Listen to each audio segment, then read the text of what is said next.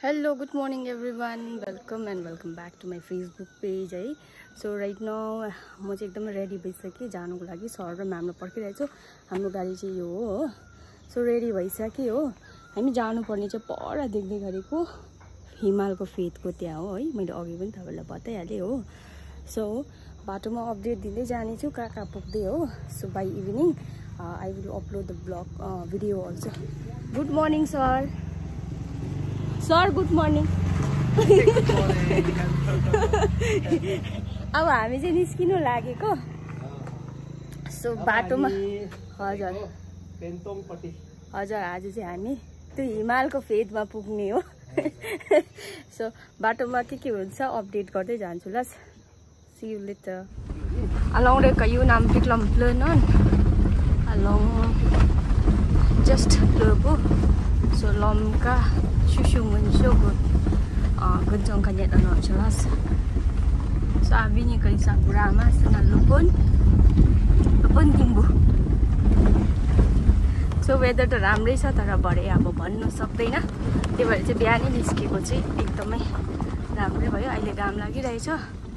भरै चाहिँ अब भन्नु सक्दैन किनभने आधा दिनदेखि बाट जहिले पनि बिग्रिहाल्छ हो. सो त्यही भएर चाहिँ हामी बिहानै निस्केको. ए लस हुन्छ.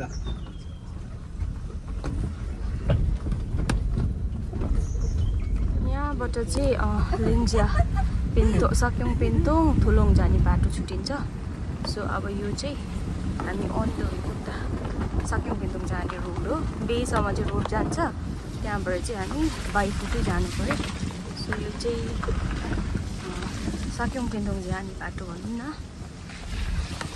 अरे रुखसत फल्स है. एक्चुअली यसको नाम चाहिँ रुखसत फल्स हो, तर मान्छेहरूले मिस्टेकली लिङ्जा फल्स भन्छ कि. तर यो चाहिँ रुखसत फल्स हो र यो चाहिँ तिङबुङ जिपियूकै अन्डरमा हुन्छ. सो यो चाहिँ अन द वे लिङ्जाको बाटोमा भएर मेबी लिङ्जा फल्स भनेको र, तर एक्चुअल यसको खास नाम चाहिँ रुखसत फल्स है. सक्योङ पेन्तोङ जिपियू हामी अब चाहिँ right now we are entering Sakyong Pentong जिपियू. लिङ्जाको स्टार्टिङ हो. सो फर्स्ट भिलेजै लिङ्जा हो. सो यो चाहिँ ब्रिज तरेपछि चाहिँ सक्योङ पेन्तोङ जिपियू हुन्छ. यहाँबाट अलिअलि देख्दै गरेको चाहिँ ब्रिज बनिँदै गरेको हो. यो त्यो जस्तो हावाको समय जाँदैछ नि. मेरो याद त छ, तर पनि त्यो अब एउटा एडिक्सन एकदम कम्ती चाहिँ कम्ती भएर चाहिँ कविता रहेछ. पानी देख्दै गरेको चाहिँ लेभेन भिलेज. हजुर सर यहाँनिर चाहिँ जुङ भन्ने गाउँमै थियो. हजुर गुरुङ गाउँमै थियो सर यहाँनिर. एकमा यहाँनिर त्यो सर के भन्छ प्रोजेक्ट पस्यो त त्यहाँदेखि चाहिँ अब उठ्यो. हजुर कमाइ छैन भने मान्छे के बस्थ्यो त हो. र अहिले चाहिँ हामी बेतर्फ लाग्दैछौँ लिङ्जा सकेर पनि. सो यो चाहिँ बेको बाटो हो. एकदमै अलिकति सानो बाटो छ. यो चाहिँ यदि उयो विन्टर टाइममा हो भने चाहिँ यहाँ मुनि झारपातहरू केही देख्दैन, सुकेर डरलाग्दो भइरहेको हुन्छ. हजुर भिरै छ नि यहाँ मुनि त. त्यो सिप सफोहरूको बाटोहरू जस्तै छ नि. हजुर डरलाग्दै छ नि.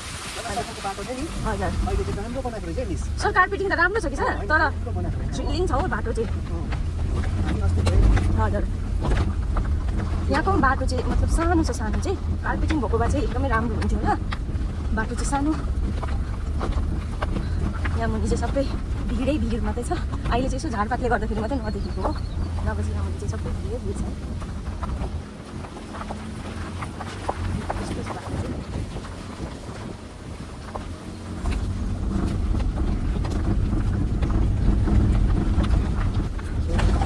भ्यू हेर्नुहोस् एकदमै दामी छ.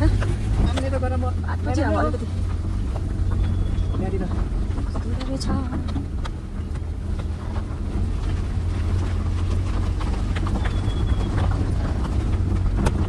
हेर्नु बाटो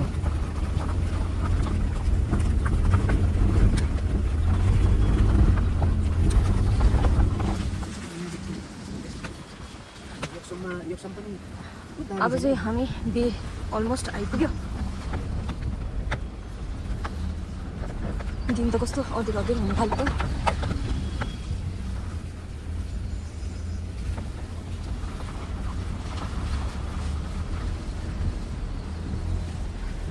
भ्यू इन्जोय गर्नुहोस्।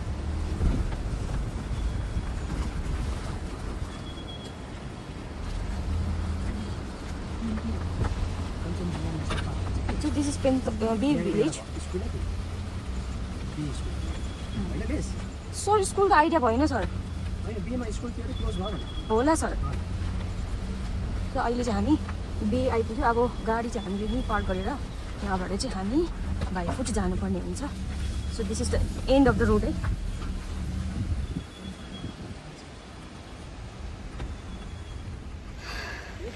So right now we are moving towards Pentong है बाई बेबाट चाहिँ अब हामी निस्किसक्यो हो। यहाँ हुनुहुन्छ सर र ma'am. Sir ma'am hello everybody everyone. हामी अब पेन्तोङपट्टि लाग्दैछौँ। हामी चाहिँ पेन्तोङतिर लाग्यो। रोड चाहिँ यहीँसम्म मात्रै आउँछ।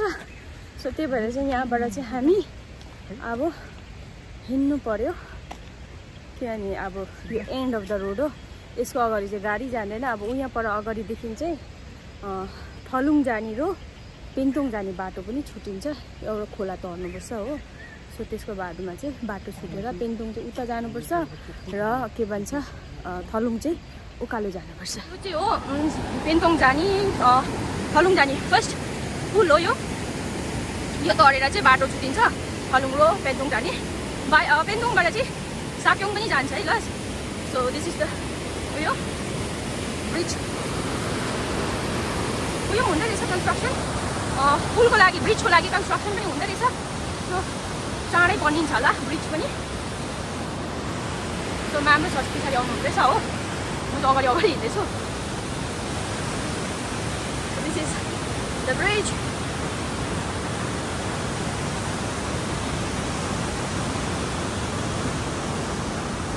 सो यहाँ माथि जुन चाहिँ छोटे देख्नु हुँदैछ त्यहाँबाट चाहिँ फलुङ जान्छ ल। सो फलुङ चाहिँ यो साइड जान्छ हो। हामी चाहिँ अब यो साइड जानुपर्ने हो र पेन्तोङ चाहिँ यता पर्छ हो। Bridge is under construction. मेरो आँखामा यो पनि के किरा घुम्दैछ यति साह्रो बेसी। म्याम र सर चाहिँ यहाँ आउनुहुँदैछ।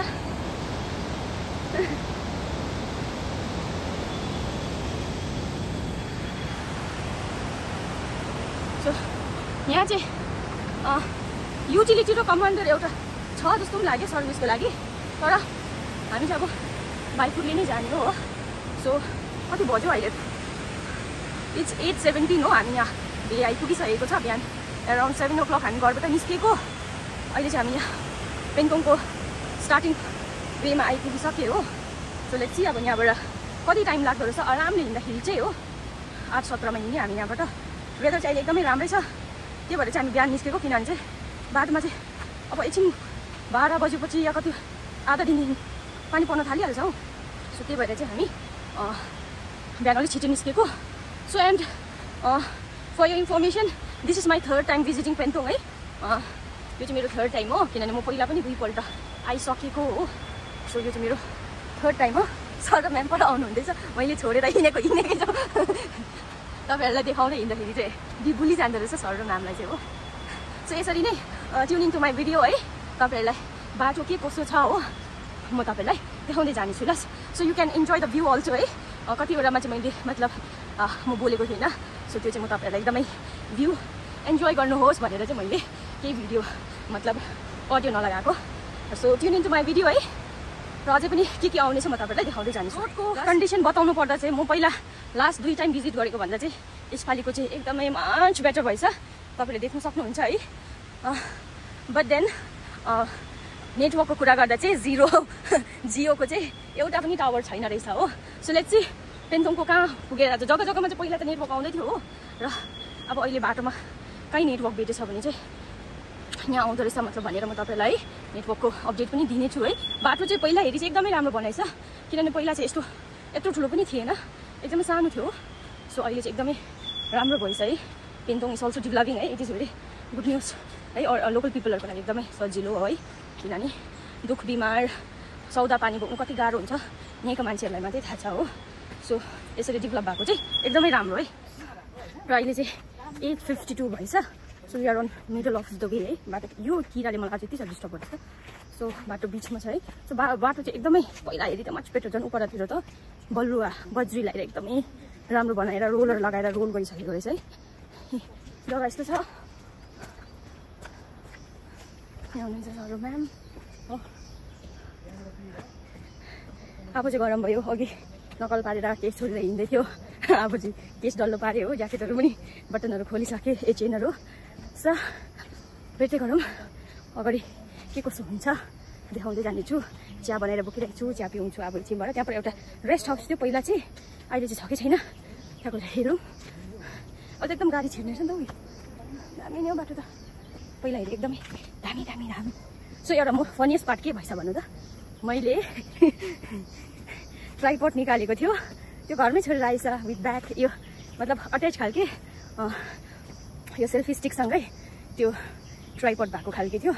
एकदम त्यो ट्राइपड स्ट्यान्डहरू चाहिँ ब्यागमा लगाएर त्यसकै ब्यागमा लगाएर रेडी पारिराखेको थियो। तर निस्किने बेलामा भुल्ले छ मैले यो के सेल्फीको स्ट्यान्ड मात्रै बोकेर आएछ। त्यो अघि आधी बाटोमा आएर ला जसँगै भयो कि ट्राइपडै छोडेर आएछ। यस्तो त्यो डाँडामा बसेर रिल्स बनाउँ भनेर सोचिरहेको थियो, छैन ट्राइपडै छोडेर आएछ नि सर। मैले त क्या त्यो ऊपर आइपुगेर मात्रै थाहा पाएँ मैले। ब्याग स्यागमा लगाएर यसको मुनिको अट्याच गर्ने थियो कि ला भनेर घर त्यो बेडमै ब्यागसँगै ती छोडिराखेर आएछ। हजुर ती छोडेछ मैले, लै बोकिन नि होइन सर। त्यो चाहिँ मैले फेस टावल बिर्सेर फेरि गएको, त्यति बेला चाहिँ हेर्दै हेरेन छ नि मैले, त्यतिकै आएछ। अब केही छैन, अब सेल्फी स्टिकले काम चलाउनु पर्यो। पेन्तोङको थ्रिलिङ पोइन्ट लाग्छ मलाई चाहिँ यो चाहिँ, किनभने वान मिस्टेक गेम ओभर खालको जग्गा छ नि त। ए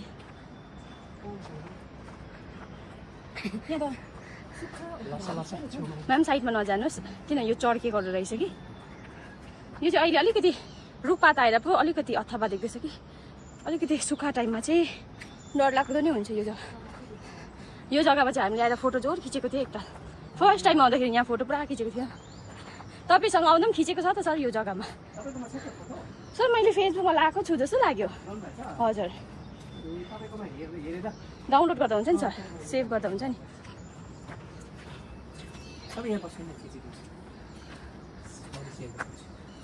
तपाईँ र सर आइपुग्नु लाग्यो, हामी चाहिँ यो रेस्ट हाउस आइपुग्यो भने चाहिँ पेन्तोङ आइपुग्यो भनेर सोच्दा हुन्छ।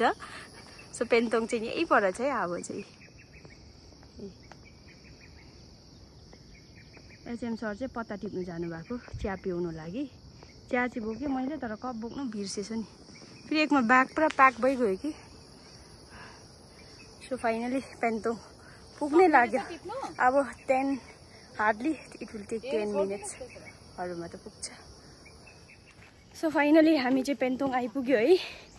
एज यु क्यान से मेरो गालाहरू रातो रातो भइसक्यो। यो चाहिँ किनेको फलिफाप यस्तै हुन्छ। सो हामी चाहिँ अहिले चाहिँ पेन्तोङ आइपुग्यो हो। यहाँ हुनुहुन्छ सर र म्याम, तल देख्दैछ यहाँ तल अर्गनाइज गरेको रहेछ, त्यो पनि अलिअलि यहाँ कहाँनिर जस्ट देख्दै थियो है।